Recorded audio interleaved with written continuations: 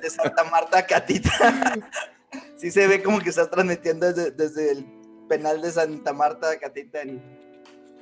Es la definición de estar casado, básicamente. No, mira, está muy interesante porque aunque tú pudieras pensar que fue un suicidio, es el propósito de un suicidio puede inclusive ser loable. Inclusive puede ser un adelanto en la ciencia. Te voy a explicar. Adelante. Según la física, y ahí viene mi lado físico,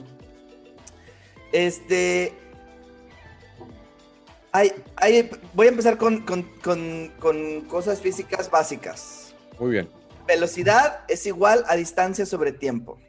Podemos ir a teoría de cuerdas si tú quieres, ¿eh? Ahorita llegamos a la teoría de cuerdas. Muy bien. Velocidad es igual a distancia sobre tiempo. ¿Qué significa esto? Que el desplazamiento de algo se puede medir en base a la distancia que recorre en un tiempo determinado. Gracias, amor. Entonces,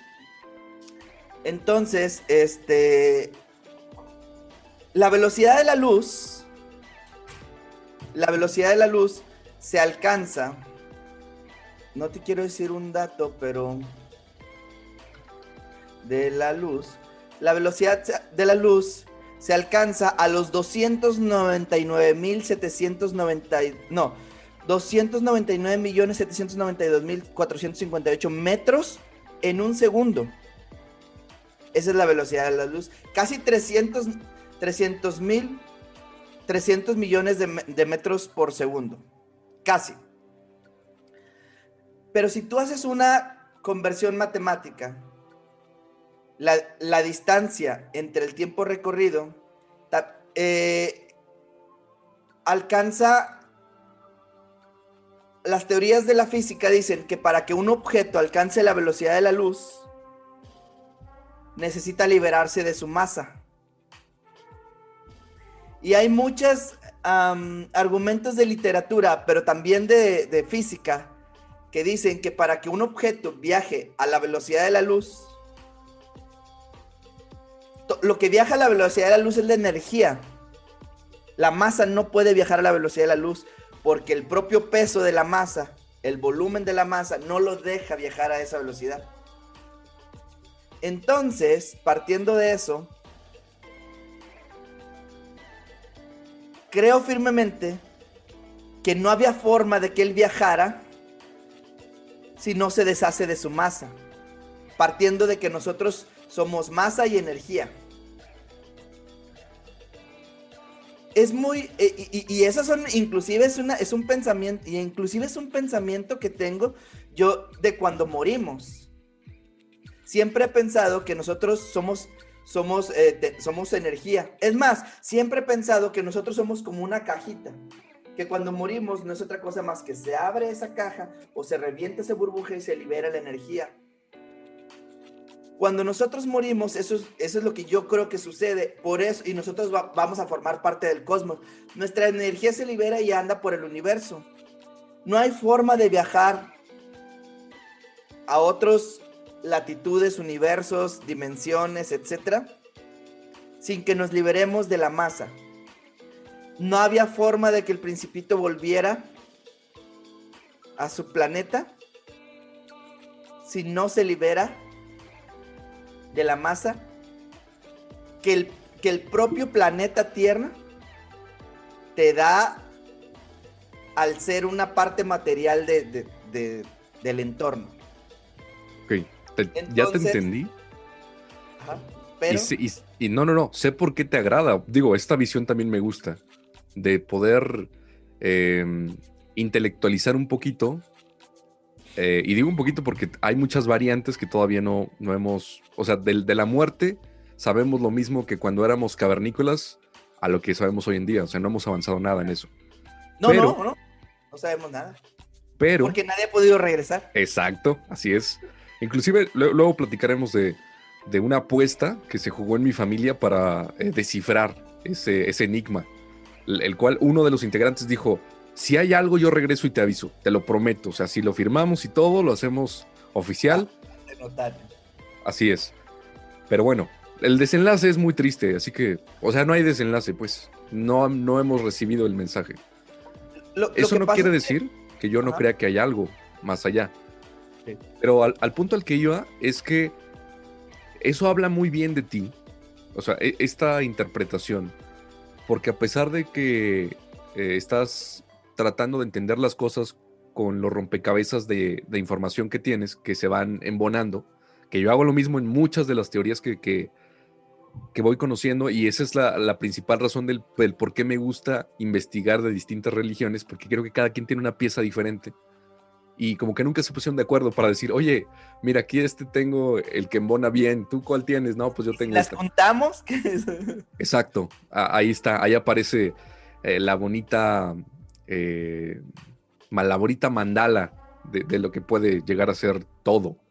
Bueno, el punto es que habla bien de ti porque estás hablando de desapego. Como yo vivo en un... Bueno, tú también, pero creo que yo no he llegado a ese nivel de conciencia, de ser tan...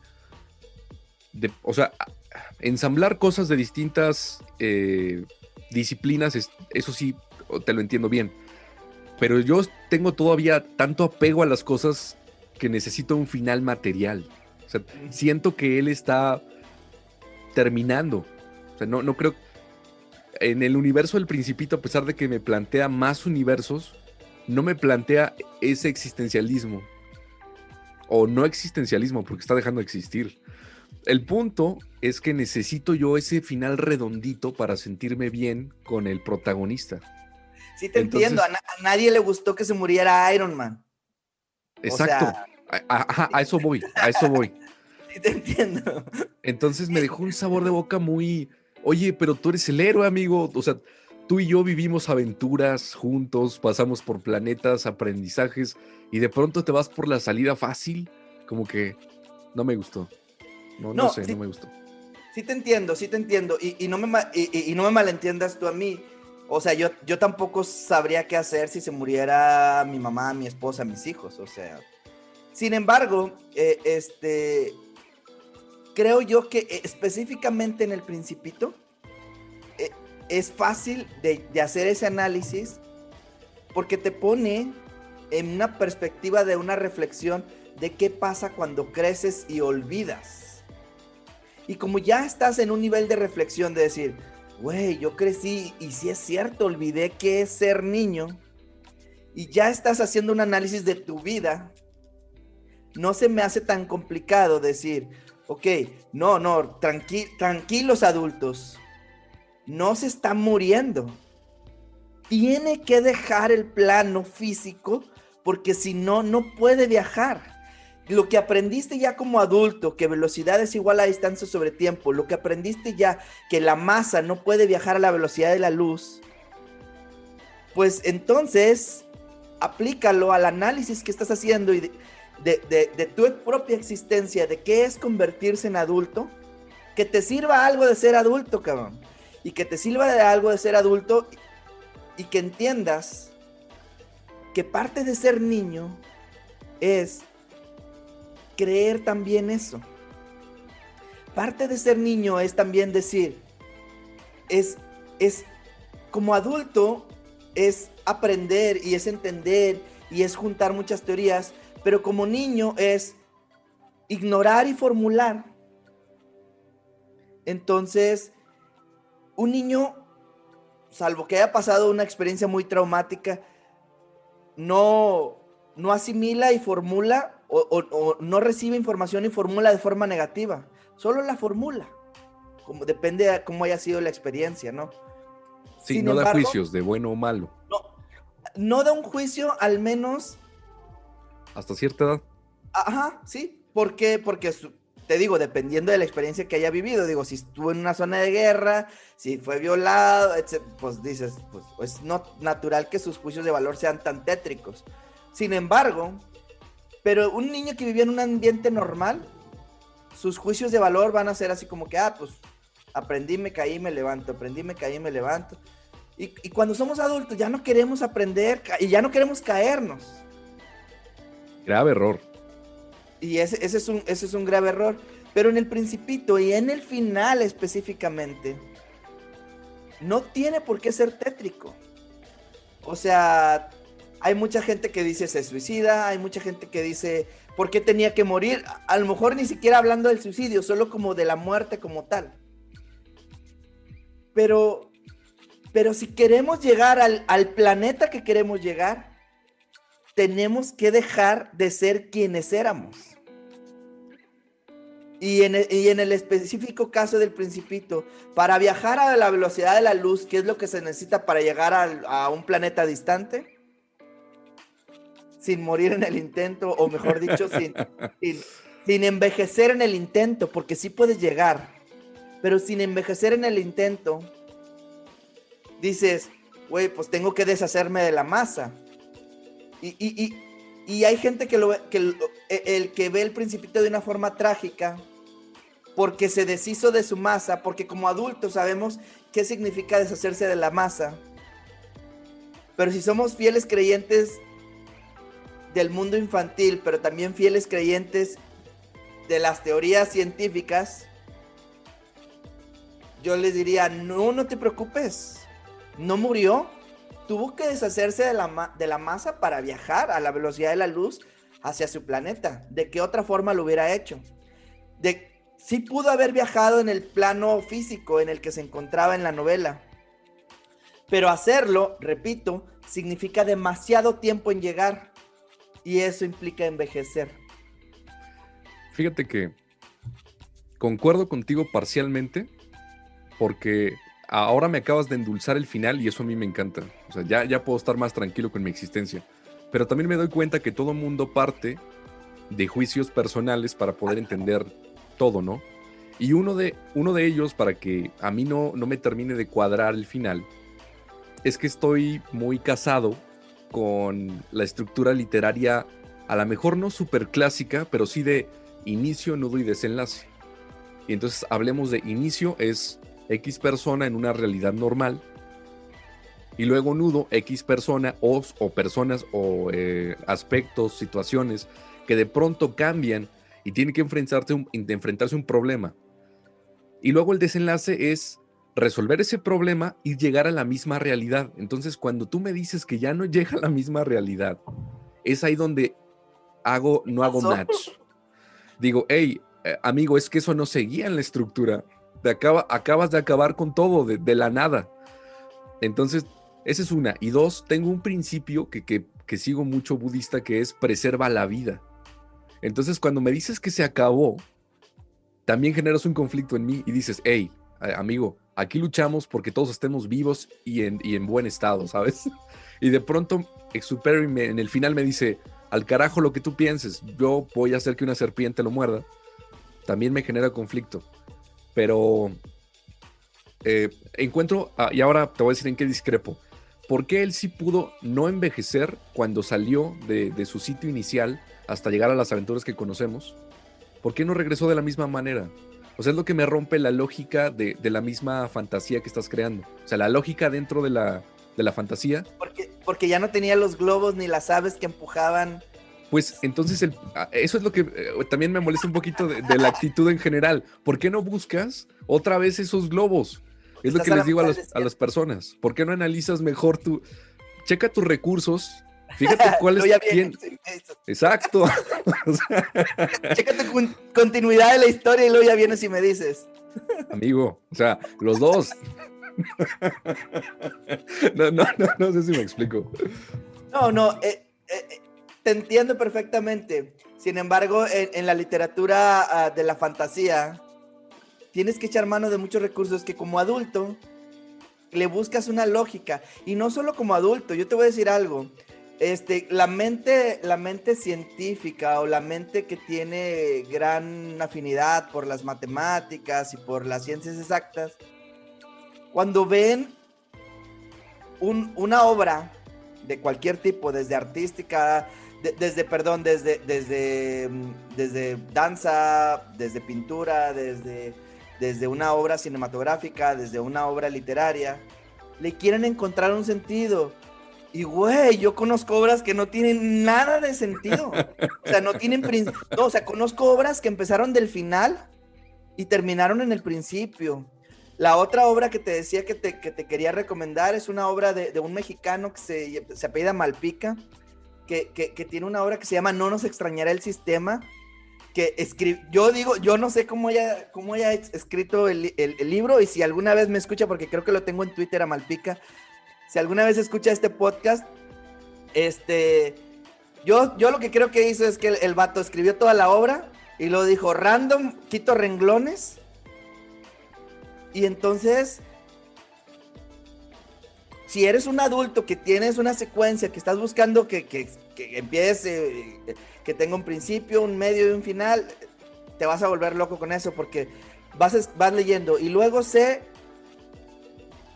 y la muchacha llegó a la recámara y sé, y luego en blanco, porque deja el espacio en blanco, y luego al otro día en la mañana, no sé qué, y tú, güey, ¿qué hizo, cabrón? Porque era importante esa parte, ese que en blanco, era importante para entender por qué se enojó al otro día con el otro, y sabes, o sea, dices, no me hagas esto, pero eso es normal. Las obras tienen que generar algo. Pues a mí me gustaría que me generaran felicidad, o que me, no sé, interrogantes, dudas por resolver, pero con información, porque así me manejo. Mira, ¿me está entrando una llamada? Dale, Sí, dale. sí, Malpica. Ajá. No, dile que Aquí no. está conmigo. Sí, señor Malpica, ¿qué pasó? Sí, comunica después con Marco, sale pues. Órale pues. Dice que ya te va a contestar. Ay, Malpica. No, es, no sé. Tengo sentimientos encontrados con eso, con esto que sí, estamos. no, Antonio Malpica, sí, no me malentiendas, sí te entiendo. Pero cuando se aprecia una obra, hay que estar abierto a que no va a tener la misma lógica y que... No, y está bien. O sea, parte de todo esto es mi resistencia al cambio, de decir, hoy vamos rompiendo un poquito el caparazón en ese, vamos a romper un poquito este paradigma, y si no lo podemos romper, mínimo vamos a fisurar la pared para alcanzar a ver lo que dice el otro. La rendija, todos queremos ver Así es. por el otro lado. Pero a veces, cuando la situación no te alcanza a ver, pues tienes que imaginar. Y tal vez sí, mi versión tiene errores de continuidad, pero, Sí. pero Sí. sigue siendo mi versión. Así es. Y creo que desde que me casé con ella, con esa versión, puedes decirme mil cosas, porque he tenido esta discusión al estilo Rusarín y Muñoz, Diego Rusarín y Carlos Muñoz, y yo me quedo con mi versión, porque si buscamos errores de continuidad, hay muchos más errores de continuidad en El Principito, ¿sí? Muchos más, o sea, de hecho, cada que interactúa con un personaje hay un error de continuidad. Entonces, pero creo que él es fiel a la misma física fantástica. O sea, no cambias parte de la mitología, que también hablaba yo con otra persona acerca de otro tipo de libros, donde le explica, a mi punto de ver, y esto otra vez solamente es desde el cristal de Joan Sánchez, Harry Potter no representa absolutamente ningún desafío ni tampoco entretenimiento, porque rompe con muchas reglas para mí. Entonces, sí. no digo que me cae mal, no, porque yo también fui al cine a ver esas películas, pero no es como que yo las vuelva a ver cuando esté en mi casa o me acerque y compre los libros, porque creo que hay mejores formas de solucionar el problema. Entonces, le digo, o sea, no sé, paso al lado de mi esposa, mis hijos están viendo la película y me dicen, mira, está luchando contra Mengano, y yo, pero él sabe que hay diferencia de poderes, ¿no? ¿Por qué no buscó una igualdad, un mago que esté a la misma altura? Porque sabes que lo quieren matar, ¿no? No quiero spoilar a nadie, pero quieren matar a Harry Potter en todas las películas. Yo creo que hay suficientes películas en el mercado como para saber que eso no es spoiler. Ok, muy bien. Y ya pasaron suficientes años, ¿no? También. El punto es que me molesta que no utilicen sus recursos.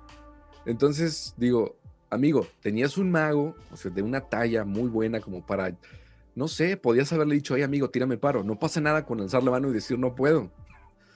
Sí. O sea, entonces, eso es algo que me gusta mucho, hablando de otro tipo de literatura, y voy a hablar del cómic, que en Francia se considera igual de serio que cualquier otro tipo de literatura porque son... Yo creo que es igual de serio que cualquier otro tipo de literatura y no estoy en Francia. Perfecto, muy bien.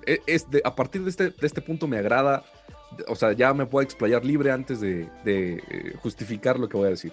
Entonces, cada que tú pones en contexto a todos los superhéroes y que Batman siempre resuelve la situación, no es porque él necesite de superpoderes, es porque él se detiene a pensar las cosas. Lo que todos los demás no hacen. Entonces Batman dice, a ver, ¿contra quién vamos? Analicemos. A ver, un foda rápido. ¿Qué onda?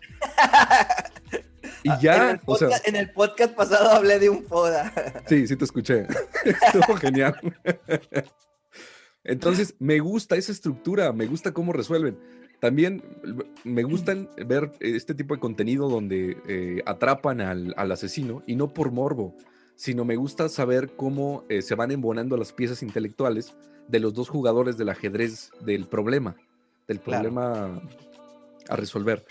Y luego, en cambio, hay otras personas que lo ven por el lado del morbo, de, hey, me gustan los asesinatos y me gustan el destripadero, y no. Seven, la película Seven, sí. Me gustó mucho. Es una película que me gusta mucho porque trato de analizar las dos lógicas.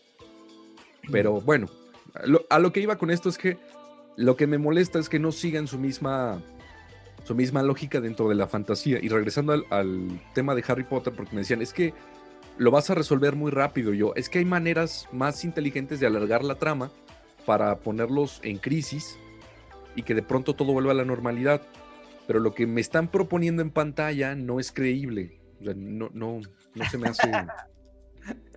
Es que dentro de la fantasía me la tengo que creer que tienen un problema, porque si tú me dices que... vamos a poner un ejemplo. Joan y Marco en las aventuras de Marte. Y entonces me dices, Marco tiene la capacidad de respirar sin oxígeno y transformar la materia en lo que él quiera. Y Joan se convierte en agua. O sea, desde ahí ya me dices que tú vas a poder hacer la mayor parte de las cosas y solamente las que están con agua las voy a hacer yo. Pero si de pronto llega un tipo y dice, quiero golpearme con ustedes, y de pronto el tipo no puede transformar la materia, solo es súper fuerte, yo pensaría que tú, sin el menor esfuerzo, podrías derrotar a esa persona. Y si no lo haces, me decepcionaría un poquito. Porque le estás dejando la chamba al del agua. Ahí te va. Y voy a sacar lo mismo que con el Principito. El problema es que tú estás haciendo un análisis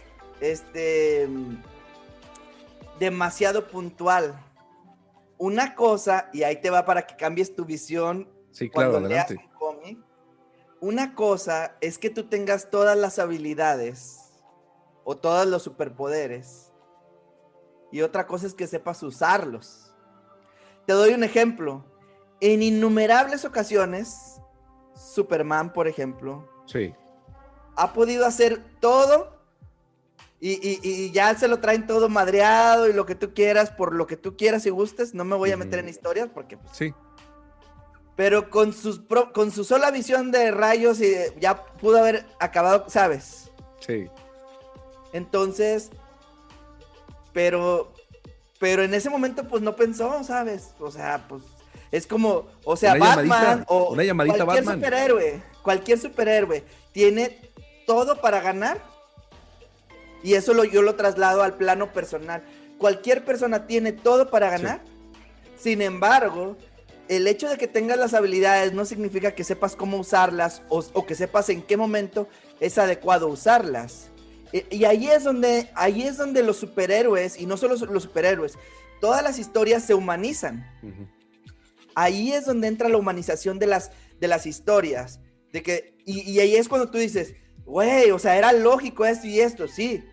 Desde el punto de vista de un análisis de un científico o técnico. Pero a veces en la vida no hay chance de hacer un análisis técnico. Y tú lo puedes ver, o sea, a veces tú dices, güey, yo sabía hacer esto, qué pendejo, ¿cómo no lo hice en este momento? pues sí tenías el superpoder, pero no lo hiciste. Entonces, y eso te llevó a una trama de diferentes cosas.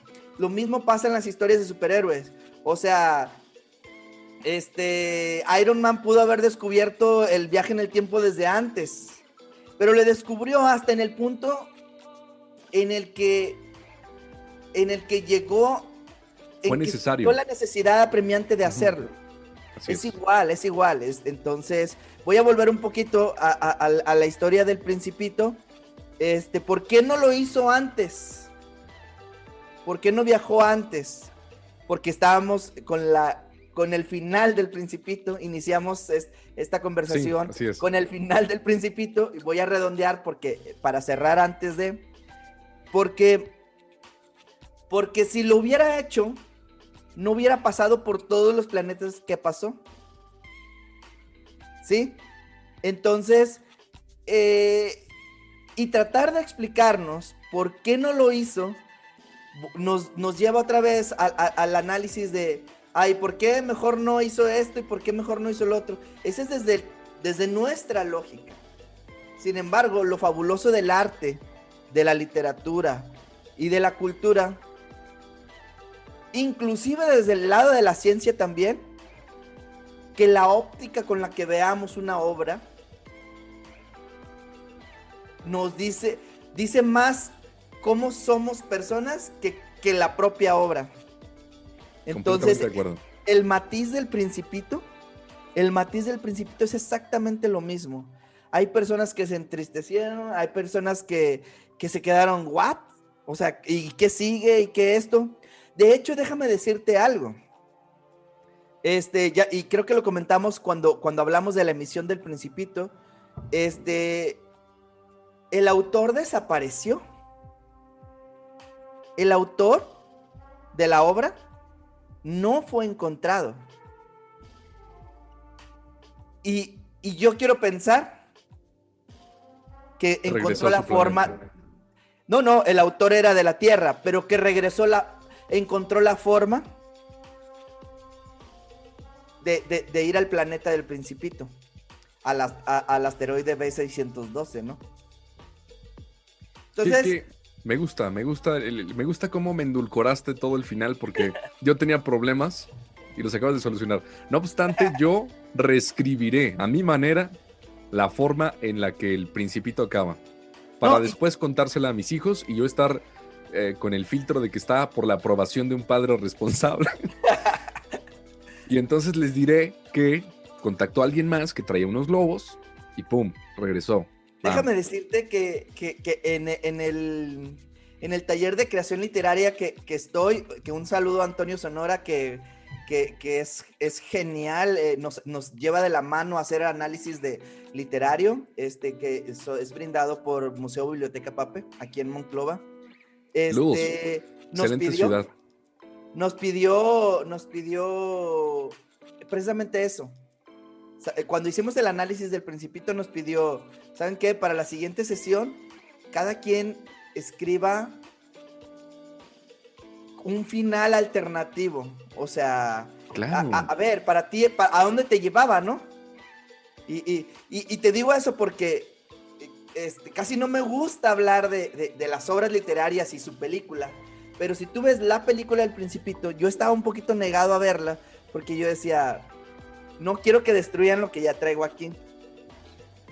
Pero ya cuando ves la obra y ves que está contada desde una tercera persona, porque los que lean el libro y los que vean la película van a entender que está contado desde una tercera persona, y desde una tercera persona a un lejano, desde un momento lejano, que también roba un poquito de la historia, porque lejos de... Yo traía en mi versión que el aviador había encontrado la forma de llegar al planeta del Principito, lo humaniza, en la película lo humaniza. Entonces, eso no deja de ser un final alternativo al Principito. Entonces, y también es una forma diferente de contar una historia que la refresca mucho. Claro, es un refresco, pero te digo, es una forma alternativa porque cuenta la historia del Principito desde una óptica de algo que ya sucedió, o sea, no contraviene la versión del autor, desde una forma de que ya sucedió, pero digamos que es como una secuela. Exacto. Es como una secuela que dice qué sucedió con el aviador y qué sucedió con un tercer personaje que es un niño que conoce y entiende y vive la historia del Principito desde una forma lejana en el tiempo. Entonces, Claro, está muy interesante. algo mágico que pasa, y últimamente utilizo la palabra mágico muy, muy seguido, pero es algo que es algo sorprendente para mí, que me gusta y que me es placentero y que sucede sin que yo lo espere. Así lo A defino. eso le llamo mágico. A eso le llamo magia.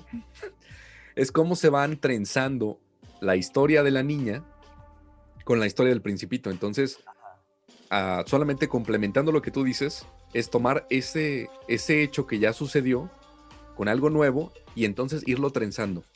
Sí. Para ver qué sucede. Y a mí me gusta mucho cómo lo hicieron realmente, porque sí, vuelvo a verlo otra vez como si fuera niño, sí, pero desde un punto de vista diferente. No, y estuvo muy bien logrado, porque sigue reafirmando el mensaje del autor. Y el mensaje del autor es: no olvides cuando fuiste niño, o no olvides lo que es ser un niño. Y de hecho, el ver la película me genera así como que, güey, soy papá, chingado, ¿qué estoy haciendo con mis hijos? ¿Sabes? Desde ese esquema me pone en perspectiva a analizar la novela y la continuidad de la novela. Es que te cuestionas muchas cosas, porque hay cosas que tú no quieres tocar y quieres dejar intactas, que florezcan en los niños, en mis hijos, y que no los quiero coartar con mi horrible realidad. O sea, quiero que sigan teniendo esa explosión de imaginación todos los días. Sí.